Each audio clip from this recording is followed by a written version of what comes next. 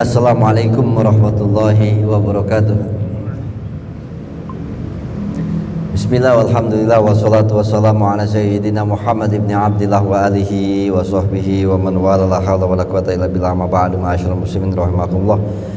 Jamaah Bistalim Az-Ziyadah yang dirahmati Allah Subhanahu wa taala, wabil khususan para yang ada di sini ya. Kalau di masjid wabil khusus. Ini bapak-bapak ini. Biasa di masjid kita wabil khusus bapak ini. Ini siapa kan? Jamaah sekalian yang dirahmati, puji syukur kita kehadirat Allah yang mana dengan rahmat hidayah serta taufiknya kita masih digerakkan hati kita untuk berkumpul di masjid ini. Mudah-mudahan Allah SWT memberikan keberkahan kepada kita semua. Salawat serta salam kita haturkan kepada junjungan kita Nabi besar Muhammad SAW. Mudah-mudahan kita semua dapatkan syafaat beliau nanti di yaumil mahsyar, amin ya rabbal alamin. Seperti biasa sebelum kita mulai ta'al, mari kita membaca suratul Fatihah. Kata khususan untuk menaruh kitab Syekh Abdul Rahman ibn Ajab Al-Hambali Sudi furuhi wa ila ruhi man anfaqa fi hadha wa ila ruhi sahib wa hadha maqam Zaidi Muhammad Amin Muhammad Ali bin Adam al-Samad usuli wa furuhi majuluku kama jima'in Allah yakfirullahu wa yarhamuhum wa ila darajatil jannah wa ini da'alaina min barakatihim wa asra'an wa alim nafatin fi din wa dunya wal akhirah. Silil Fatihah.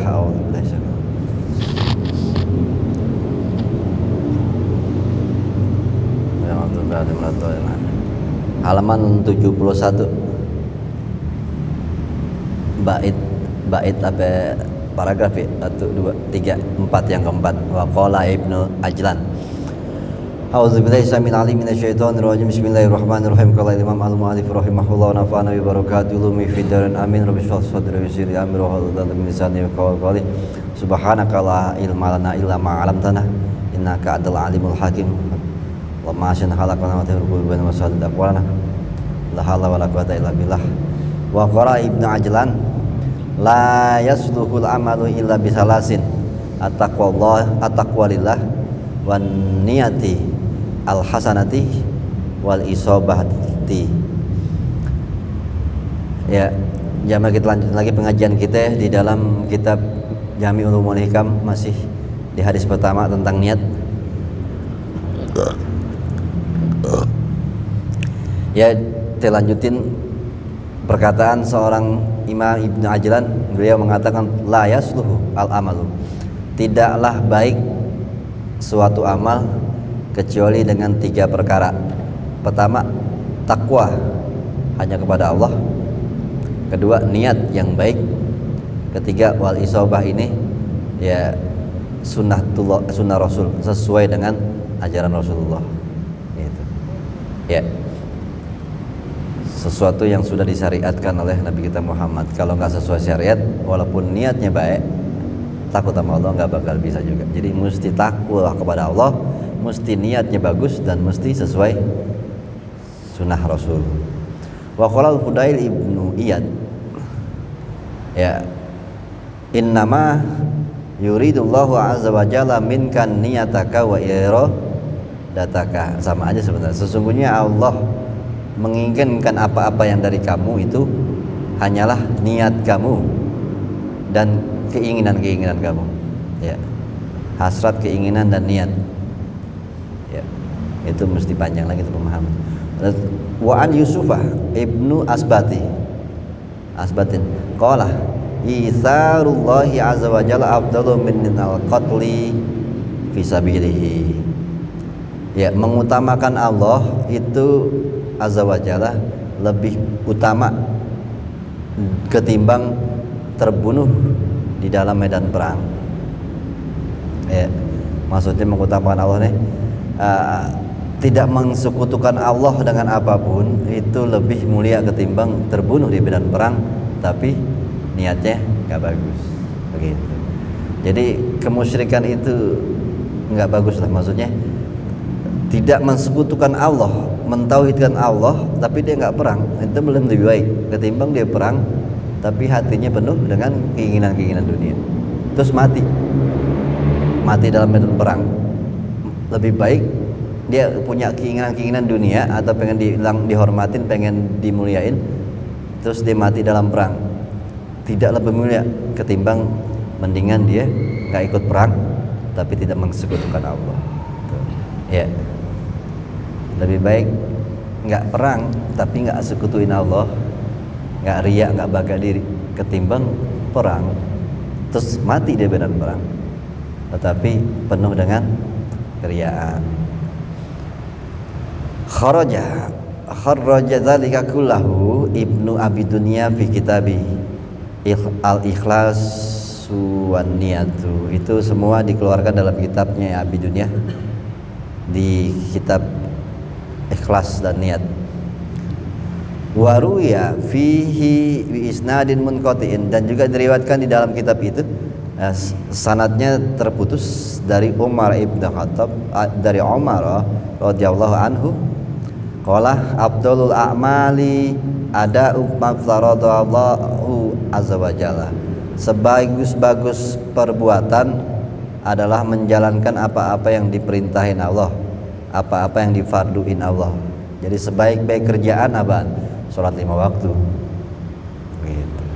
Yang fardu apa? Sholat 5 waktu. Sebagus-bagus kerjaan yang difarduin Allah.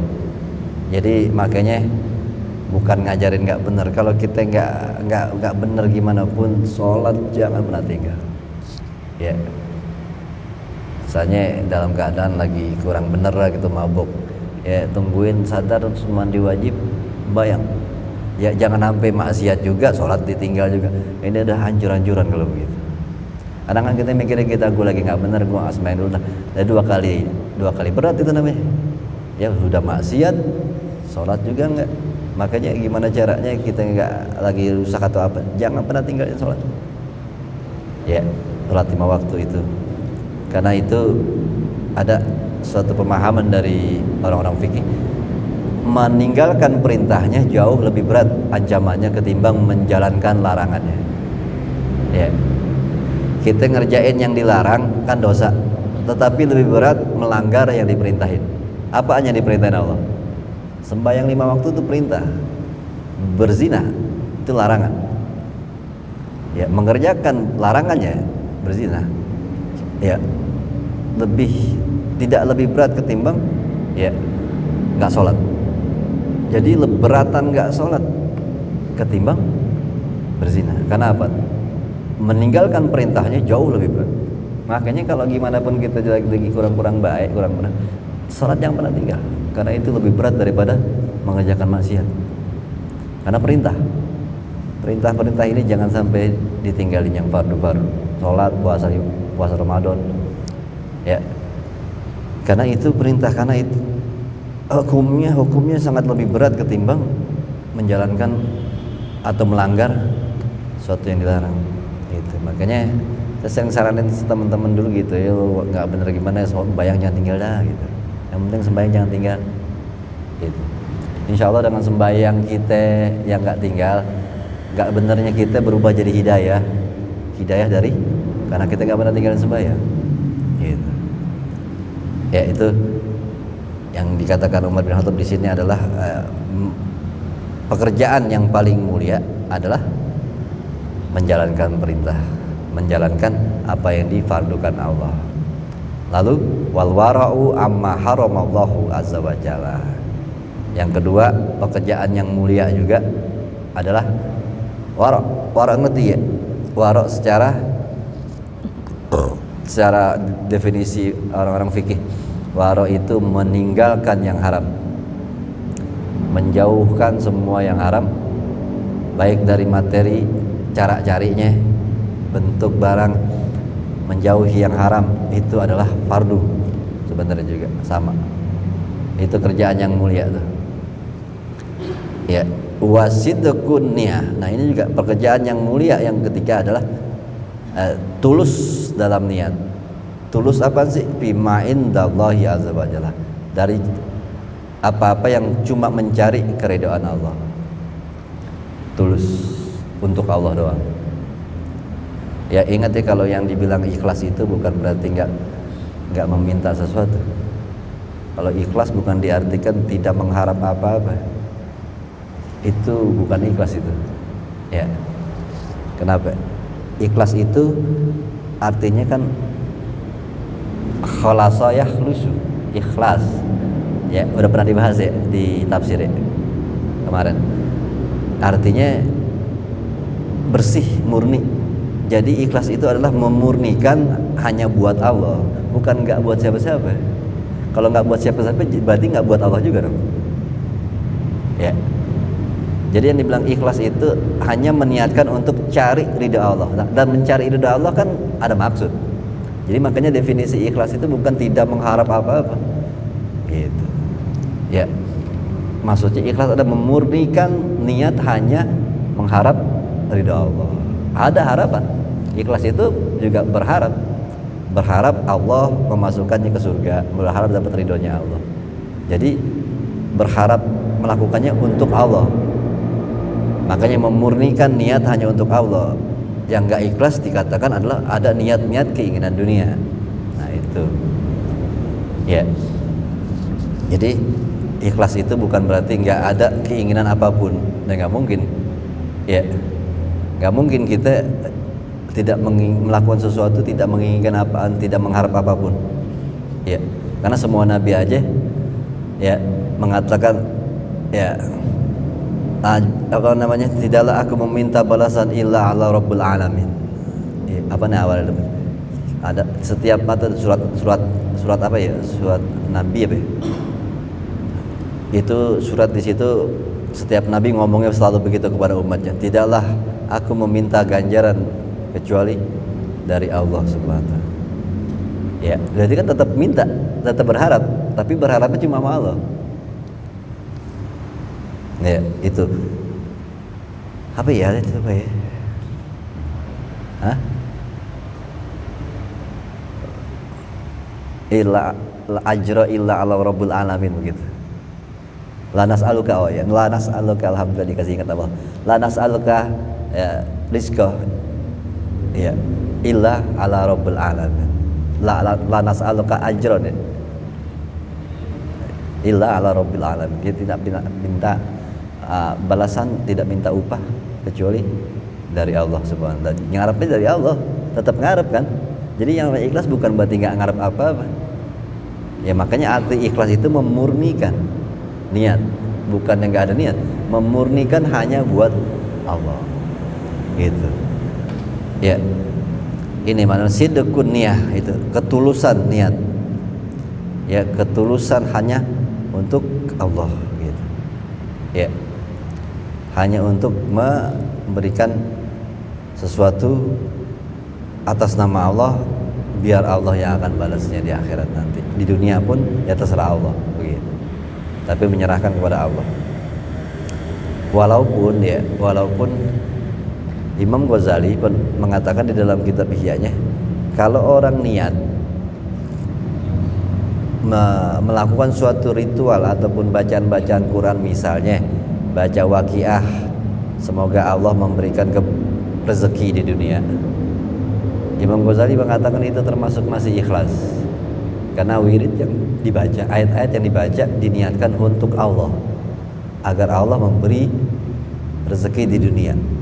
Itu dikatakan ini masih ikhlas tingkatan paling bawah.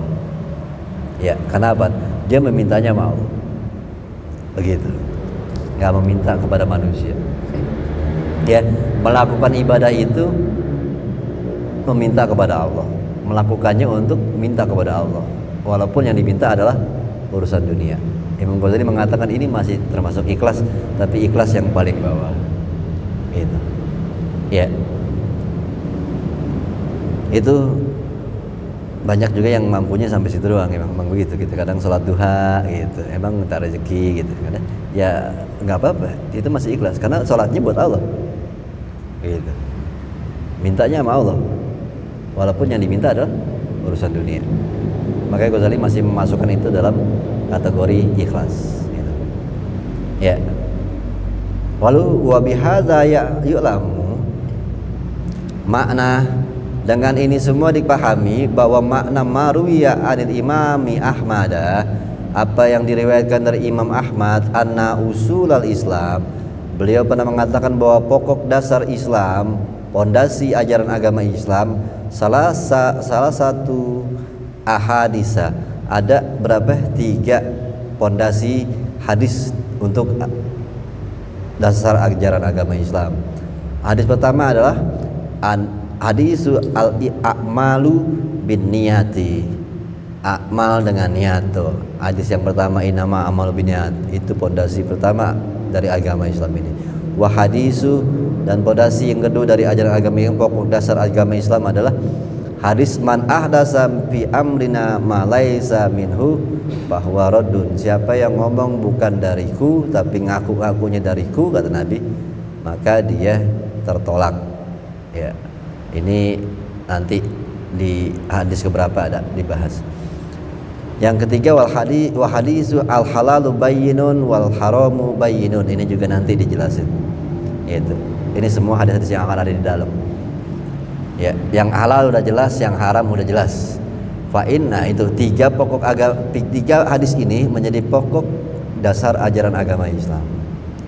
Jadi pertama adalah urusan hati dan niatnya. Yang kedua adalah bagaimana mempraktikkan agama harus sesuai apa yang Rasul ajarin.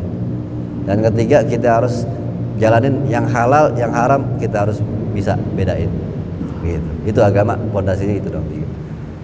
Fa inna dina kullahu, karena sesungguhnya agama seluruhnya yarji'u ila fi'il ma'murad, berpulang kepada menjalankan apa yang diperintah, wa tarkil mahzurat, dan menjauhi semua yang dilarang, wa tawaqqufi anis subhat, dan juga jaga diri dari hal-hal yang subhat.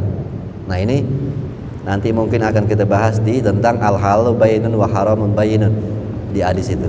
Yang halal udah jelas, yang haram udah jelas. Karena ada terusannya. Yang subhat itu, yang diantara halal dan haram lah yang harus kalian pahami. Itu Nabi ngomong gitu. Nanti kita bahas luas tentang subhat itu. Ya, subhat itu kan dibilang halal haram, dibilang haram halal. Nah itu masih nggak jelas. Itu. Nanti makanya dikatakan sesungguhnya agama itu berpulang kepada perintah-perintah, larangan-larangan, dan juga disuruh jaga diri dari hal-hal yang subhat. Itu. Agar tidak jatuh kepada yang haram. Wa hadza kulluhu tadammanahu hadisul Nu'man ibnu Bashir. Ini semua termaktub di dalam hadis Nu'man al-Bashir itu. Tolong matiin dah tuh. Ini kabur-kaburan nih.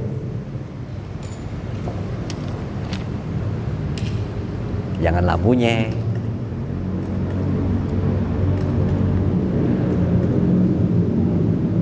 Dipakai manual, lampunya nyalain lagi. Nah, good. Ya. Lalu wa inna ma yutimmu dzalika bi amrain. Sempurnanya ya perkara agama ini, sempurnanya jadi dicapai dengan dua perkara. Ya. Tentang masalah pokok dasar hadis-hadis itu yang tiga tadi. Ahaduhuma, ada sempurnaan agama ini dengan pertama adalah ayyakuna al-amalu fi zahirihi ala muwafaqatis sunnah. Nih, sempurnanya ajaran agama itu pertama harusnya amal perbuatan yang zahir nih, yang nampak, yang kelihatan harus sesuai dengan sunnah Rasul. Itu, ya. Sunnah Rasul apa? Yaitu yang diajarkan Rasul. Nabi sembayangnya gimana caranya, ya Nabi kalau puasa gimana nih. Semua yang zahir harus sesuai dengan apa yang Rasulullah kerjain. Itu. Wa hadza huwa allazi tadammanahu hadisu Aisyah. Ini adalah yang terkandung di dalam hadis dari Aisyah. Man ahdatsa fi amrina ma laisa minhu fahuwa raddun. Itu hadis tentang, nanti itu dibahas. Siapa yang berbicara sesuatu perkara agama yang bukan dariku, maka itu tertolak. Jadi bukan sunnahnya Rasul, bukan yang diajarin Rasul, itu ditolak. Makanya disuruh harus yang secara zahirnya sesuai sunnah Rasul. Sholat maghrib di 3 rakaat, Nabi ngerjainnya segitu, ya kita kerjain segitu. Cara-cara sembahyang walaupun beda pendapat ulama cara-caranya, ya karena memang lihat Nabinya dari sisi ini gitu. Kayak lebaran aja ya hitungannya hadisnya begini, karena mereka semua berbentul kepada hadis Nabi, karena harus mengikuti Nabi. Tapi akhirnya mereka banyak aja perdebatan ulama itu karena faktor berbeda pendapat tentang hadisnya. Tapi semua merujuk kepada Rasulullah, sunnah Rasul, apa yang dikerjain Rasul. apa yang dikatakan. Yang dibilang sunnah Rasul adalah segala tindakan, kata-kata, bahkan diamnya Rasul itu adalah hukum. Gitu. Sunnah Rasul itu begitu. Makanya ada kisah dikatakan ini diamnya Nabi nih. Nabi nggak senyum apa diam gitu. Antara senyum sama diam aja tuh hukumnya udah beda tuh Nabi. Ya. Sebab makan daging kadal. Ya, mungkin dulu ada di sana kan mungkin banyak kadal ya. Ya, acara gitu, ada acara kayak resepsi, Ali bin Abi Thalib makan daging kadal itu. Ya Rasul, kamu nggak makan. Nabi cuma ngelihat senyum doang. Gitu. Nabi nggak mau. Ulama akhirnya memutus apa? Makruh. Gitu. Makan daging kadal. Tuh, raut wajah, cara Nabi memandang itu jadi hukum. Gitu. Jadi memang sunnah Rasul itu banyak, bukan hadis doang, bukan kata-kata. Yang Nabi kerjain, yang gelaget-gelaget Nabi itu jadi hukum semua. Begitu. Itu yang dibilang siapa yang melakukan sesuatu, siapa yang berkata-kata atau melakukan sesuatu perkara yang bukan dariku, nah itu bukan dari ucapannya, bukan dari gerakannya, bukan dari ya fatwanya, ya ini dikatakan ditolak. Harus, makanya ulama berdebat faktor mencari kebenaran. Nabi ngomongnya bagaimana sih? Nabi ngomongnya gimana? Jadi tetap ke Nabi. Itu yang dibilang sunnah. Berusaha mereka mengikuti apa yang Nabi lakukan, apa yang Nabi kerjain. Itu. Ya, seperti Ali pernah minum sambil berdiri, ya itu kan ditanya, wahai Ali, bukankah dulu, jadi Nabi Muhammad enggak ada. Dulu Rasulullah menyuruh, nah mereka sahabat-sahabat yang lain mendapat sunnah lewat mulutnya Nabi, gitu. Nabi pernah bilang minumlah kalian sambil duduk. Gitu. Lalu Ali mengatakan, aku pernah melihat Rasulullah minum sambil berdiri. Begitu. Jadi Ali pakai sunnahnya lewat gerakan Nabi. Nabi pernah diri, dia lihat. Berarti nggak apa-apa nih. Gitu. Jadi hukum. Nabi satu sisi dia ngomong pakai mulutnya, hadis minumlah sambil duduk. Tentu ketika Ali lihat Nabi minum diri, oh berarti duduk boleh, diri boleh. Karena dirinya Nabi ya hukum. Gitu. Makanya Ali mengatakan, aku pernah melihat Rasul minum seperti ini. Oh berarti ya. Tapi kan sekarang lagi tren tuh hadis yang duduk ya, yang minum dirinya jarang kedengeran. Gitu. Makanya nggak terlalu ribet juga sih agama sebenarnya. Gitu. Ini kan kadang jadi ribet. Gitu. Ya itu yang dibilang sunnah. Maksudnya apa?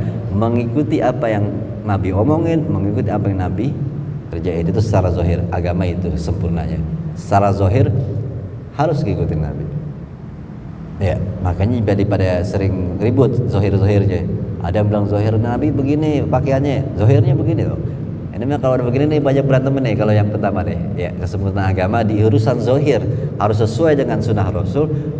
Jadi banyak ributnya. Kenapa? Ya mengikuti Rasul yang sudah 14 abad yang lalu itu kadang-kadang bingungin itu. Ya. Hitungannya ya sebenarnya urusan-urusan ibadah sih ini, bukan urusan-urusan muamalah. Urusan-urusan yang berkaitan dengan ibadah harus mengikuti Rasulullah. Itu. Yang kedua, kesempurnaan dari apa yang bisa dicapai dalam agama ini, dalam 3 pokok tadi menjadi 2 ini, yaitu kesempurnaannya dengan yang kedua, wasani ayakunal amalu fi batinihi. Ya. Jadi amalan agama yang di batin, tadi yang di zahir. Yang di zahir harus yang kelihatan zahir ya, harus sesuai dengan apa yang Nabi kerjain. Yang di batin yuksadu bihi wajhullahi azza wajalla, harus sesuai, dimaksudkan hanya untuk Allah. Nah itu. Ini sempurnanya agama. Zahirnya ngikutin apa yang Nabi ajarin, batinnya karena Allah. Itu baru sempurna agama. Ya. Kama tadamanahu hadisu Umar, seperti yang termaktub ataupun yang terdapat di dalam hadis diriwayatkan Umar yang kita bahas di hadis pertama itu. Ya, a'malu binniyat, ya. Urusan hati. Jadi kesempurnaan yang dicapai dalam agama ini adalah 2 perkara ini. Hadis yang ya, man ahadasa bi amrina ma laysa minhu bahwa radun. Siapa yang ngomong dari perkara-perkara agama yang bukanlah dari Nabi maka ditolak. Itu secara zahir harus ikutin Nabi. Yang kedua, hati harus atau batin nih harus karena Allah. Innama a'malu binniyat. Itu doang agama. Ya, selesai gitu sebenarnya. Sholat aja cukup 5 waktu, hati beres, selesai. Itu. Agama segitu mudah sebenarnya. Yang bikin susah, hati yang nggak beres jadi susah. Gitu. Ya. Wa qala al-Fudailu fi qoulihi ta'ala, berkata Fudail bin Iyad gitu. Di dalam perkataan Allah, ya. Kalau Indonesia ngomongnya firman Allah gitu. Ngomong perkataan dan diomelin. Padahal qala artinya perkataan gitu. Itu bahasa Indonesia aja, jadi atau bahasa Sanskerta ya firman ya. Iya dong. Firman, sabda. Padahal dalam bahasa Arab cuma qala Rasul, qala Allah. Qala kan artinya berkata. Berkata Allah, berkata Muhammad.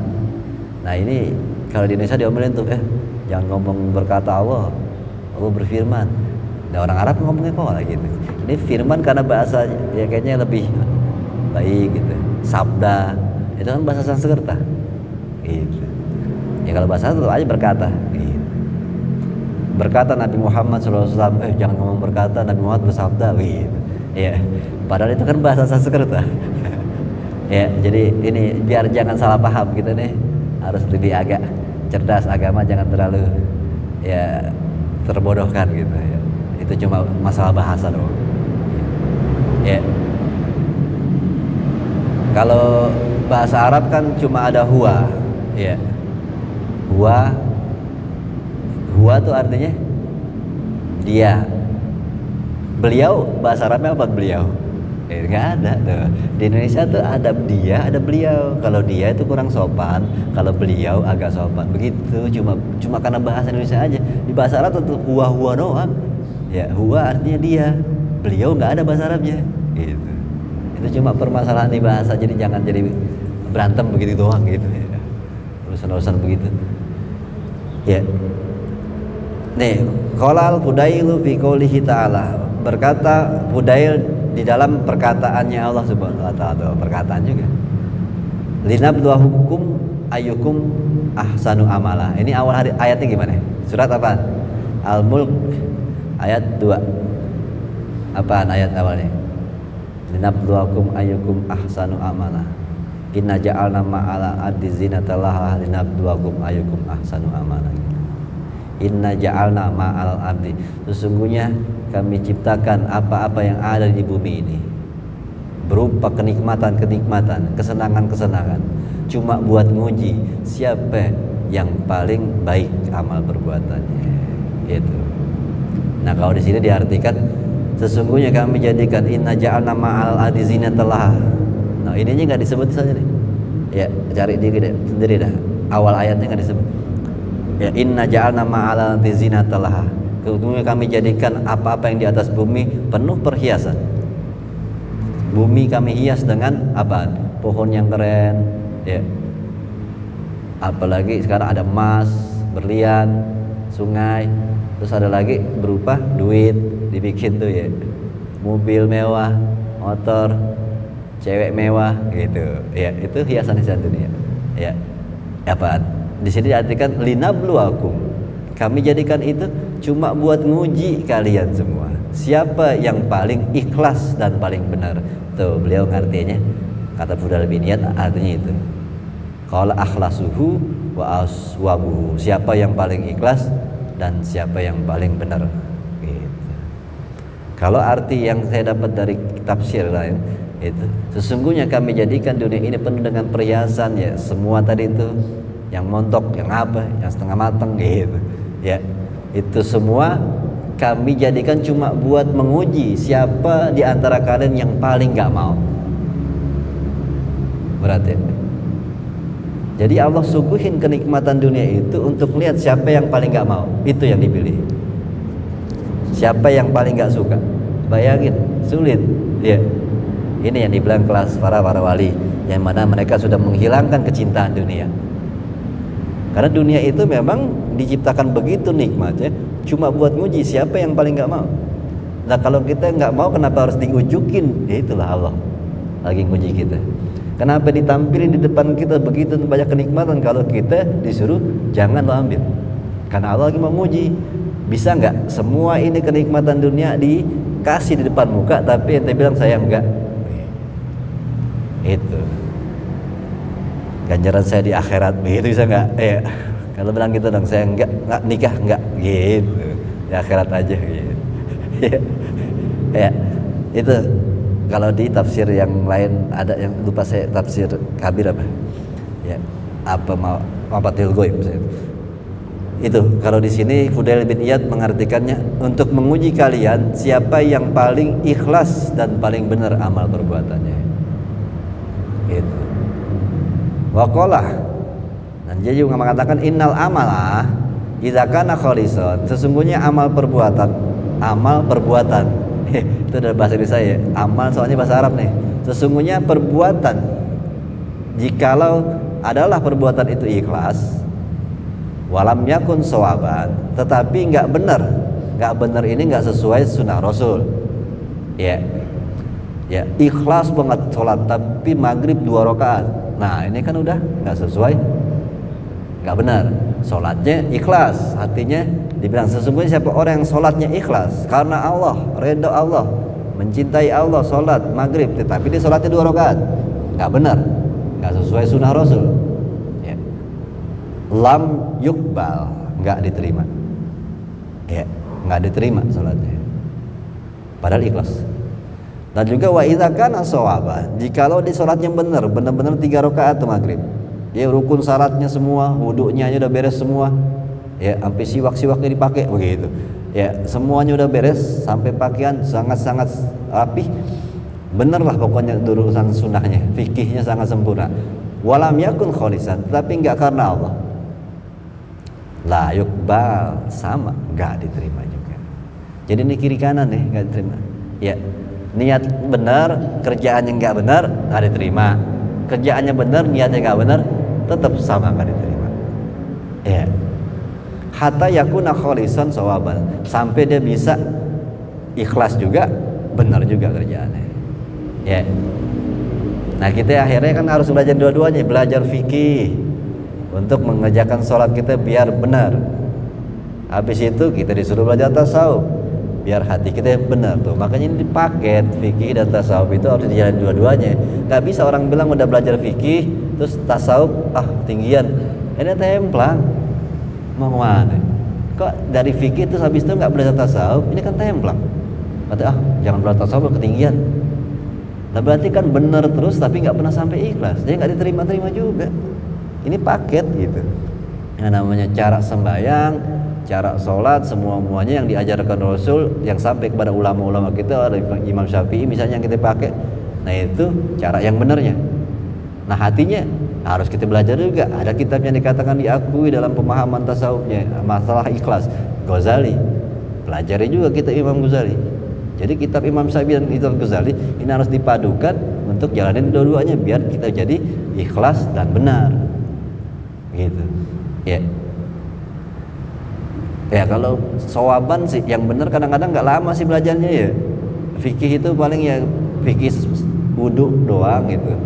Mandi wajib, wudu sama sholat nggak lama, paling tahun juga lebihan udah. Nah yang urusan kholison ini yang nggak selesai ya belajar ya kan, udah ketika kita udah tamat gitu tamat doang kitabnya atau sampainya itu penting kita udah mempelajari dua-duanya kalau yang belum sawabannya cari gurunya dah, yang sawabannya maksudnya fikihnya biar benar ibadahnya sesuai ajaran Rasul. Karena fikih kalau di majelis ini fikih 2006 2007 udah dulu gitu yang nggak ada pengulangan fikih lagi, cari aja Ustaz Syabrin kayak apa.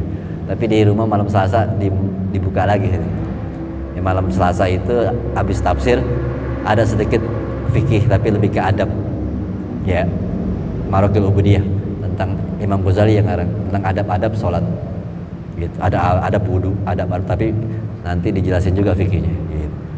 Karena biar nggak templang yang belum dapat, karena takutnya nih nggak dapat tasawufnya udah sampai tanggal ke-7 gitu kan. Fikih sembahyang kagak jelas gitu. Para amat gitu. Gitu.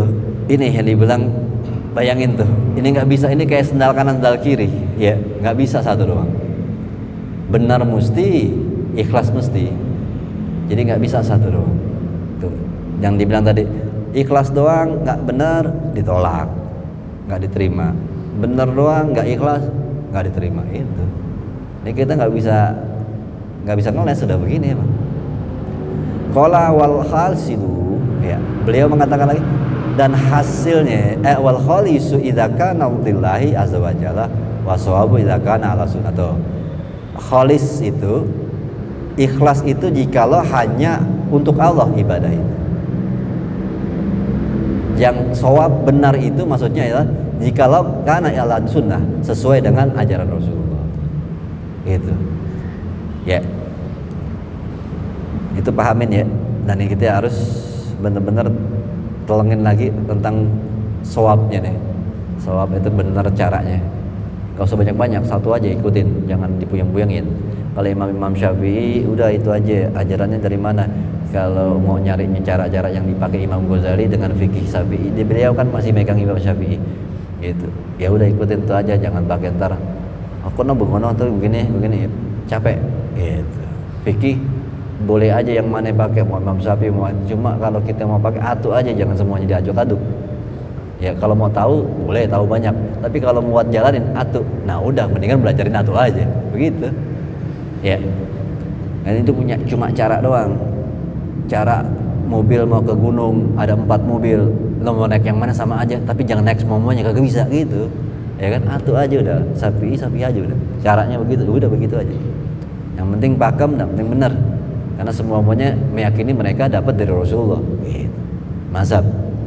Ya udah ikutin itu, udah benar nih cara sholatnya, rukun syarat segala macam, satu mazhab kita ikut, langsung pindahnya ke al-ikhlas gitu. Al-ikhlas bukan musola ya, maksudnya ke tempat yang ikhlas ini, kholison gitu, kepada keikhlasan. Nah itu justru panjang ceritanya, sampai sekarang aja kita masih proses ya dengan kita tetap tasawuf.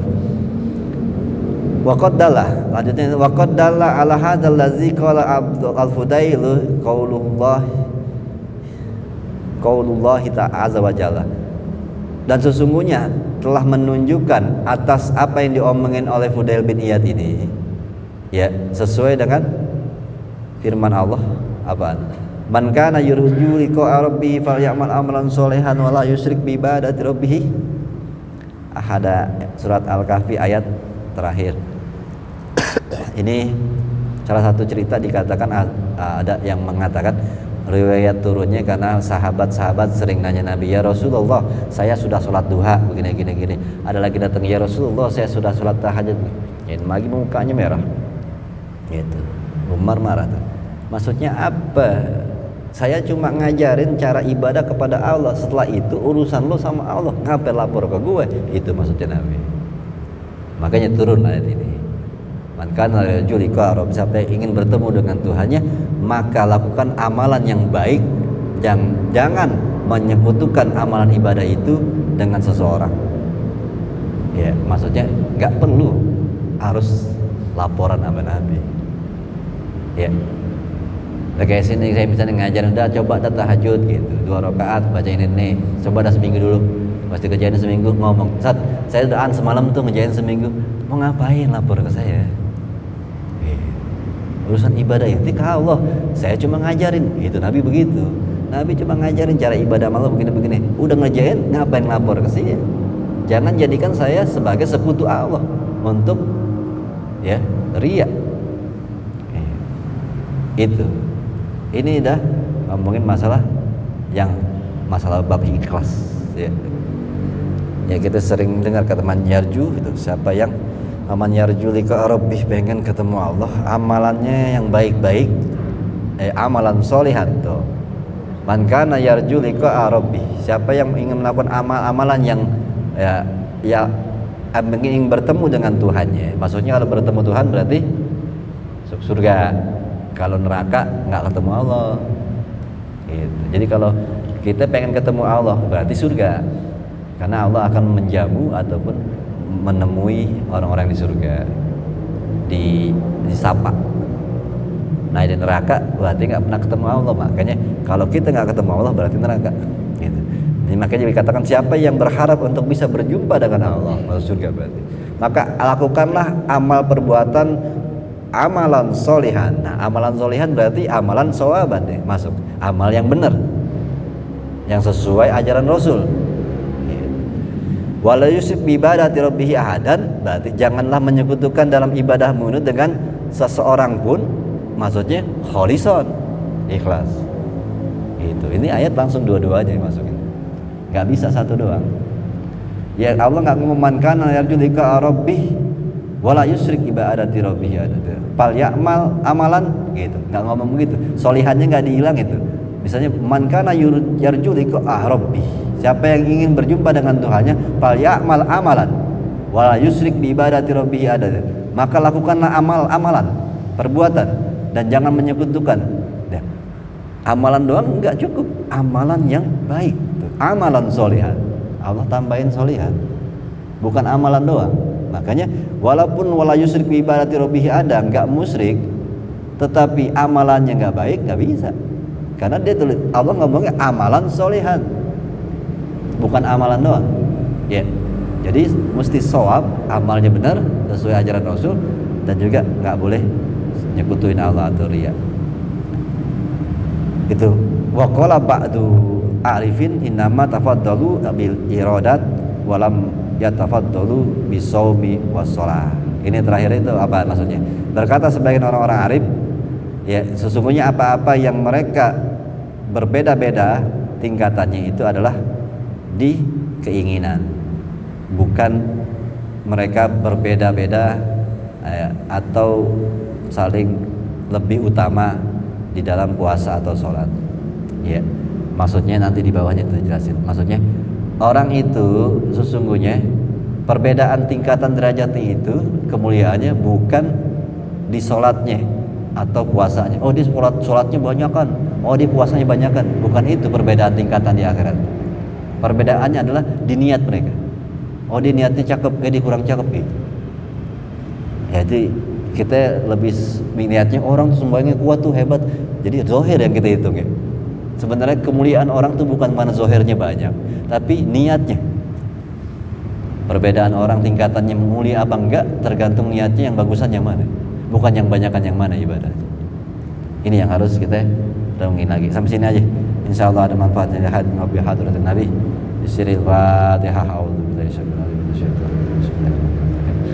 Alhamdulillahirabbil alamin arrahmanir rahim maliki yaumiddin iyyaka na'budu wa iyyaka nasta'in ihdinas mustaqim shiratal ladzina an'amta 'alaihim ghairil maghdubi 'alaihim waladdallin wa'afina irhamna ya rahman irhamna ya rahman rahim irhamna warham walidina wanfa'na bima 'allamtana wa 'allimna ma yanfa'una bi zidna ilma warzuqna fahma bi rahmatikal wasi'ah ya arhamar rahimin sallallahu Muhammad wa alihi wasallam alhamdulillahirabbil alamin.